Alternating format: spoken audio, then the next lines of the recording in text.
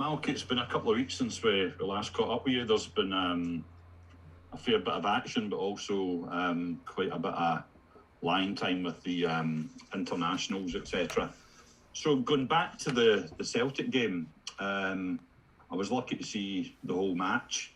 I would say it's probably your most complete performance of the season. You scored early, but I would say largely dominated the whole game from start to finish. What was your analysis of that game? Had everything just fallen into place?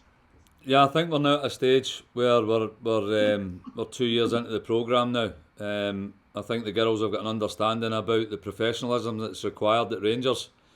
I think the confidence is always been high in the group, but I think there's a belief that's came about. I think getting the result against Celtic. I think the previous games against Celtic we had played well, we had competed really well, controlled vast amounts of the game in terms of possession, and obviously, as you know, we never took our chances, and some mistakes in defence had led us to being defeated. So it was good. It was really good that we got the early goal and a great finish to boot. So yeah, it was really pleasing to get the 3 points. You also had then followed with the game against Thistle, which it was only a 1-0 win, but again, you seem to pepper their goal with shots, and their goalkeeper had a pretty fine performance. Was that a wee bit worrying that you weren't actually able to rack up a decent goal tally in that game? I think we've got to be mindful and we've got to be respectful of the other teams we're playing. And I think, albeit that you're right in what you said, most of the game, and we trained all week with the sole kind of belief that we would have most of the ball, certainly from in their half. So most of our training that week was in the opposition half. But I think had we been more clinical early on in the game. And I think that's the standards that we're setting here, that when we do create chances, we must take them to totally dominate the opposition. But I think there was, again, that belief coming from not just the Celtic game, but previous games prior to that Thistle game, where there was a control element that came to it.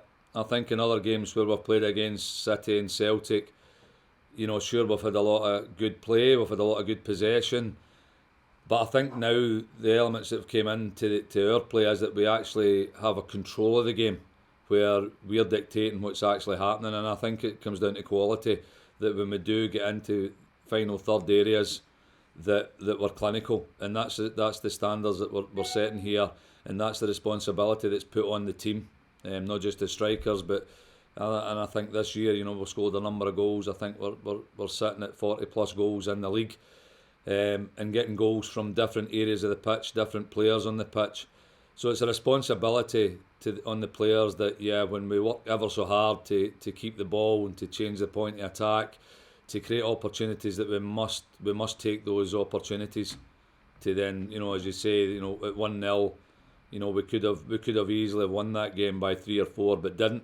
However, there was a control in it, that I felt that there was a confidence in the group that we were never going to be in any danger of losing it. In terms of the finishing, obviously the one that catches the eye this season has been Ness, where her finishing's been absolutely deadly. But in terms of the most influential player this year, I don't know if you would agree, but I mean, I've been very impressed by Rachel McLaughlin. I mean, some of our, the old cliche about slide rule passes, cutting through defences, setting up other people. But I've also kind of noticed as the season's gone on, Rachel seems to have. I don't think she's lacking confidence. Yep. But in terms of her play, she seems to have taken on more of a role where she's happy to move further up the pitch and support as the season's gone on. Her confidence in how the team's playing, has that been a considered tactical move by yourself and your staff? Yeah, well, I think the way that we play, we encourage our fullbacks to really take part in every attack. We're quite happy for both fullbacks to kick on and get into the final third. But you're right in what you're saying there. I mean, she's managed to score 4 goals this season, which is great. And one of our profiles for our fullbacks is that they must contribute in goal scoring, not just in terms of deliveries into the box, and final third entries, but they must be up there and be challenging and scoring goals. And this is something that we work on in training. It's part of their individual training programs where they set themselves targets. She's the type of player, Mark, that, as you know, the fitness levels that some of her stats that come back after the games, she's up there in the top along with the Lizzie Arnott's of the world. You know, she's really fit. She's happy to run forward. She's happy to run back. So her duties both in attack and defence are really pivotal in the team's contribution to the game. But she's such an athlete. She's a willing player. Wants to learn, wants to get better, wants to really contribute for the team, which is great. And she's an example to the rest of the players. You know. You've got Spartans this weekend, and I'm not so sure really in terms of how you think they've been doing this year compared with the previous seasons. But in terms of going into that game, how are you fixed for injuries and suspensions? Yeah, we've got 1 or 2 wee niggles in the camp. Megan Bell's had a small setback, so she won't be available, which is a shame because she's worked so hard to come back from the small fracture that she had in her tibia. So we'll be missing her. Apart from that, Kirsten Riley, we'll need to have a check on Kirsten Riley as to how she's coming along. Outside of that, everybody else is fit and ready to go. Yanni managed to get a half 45 minutes against Thistle in our last game, and she's trained.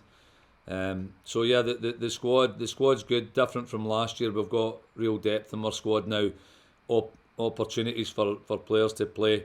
So yeah, we're in a good state of health.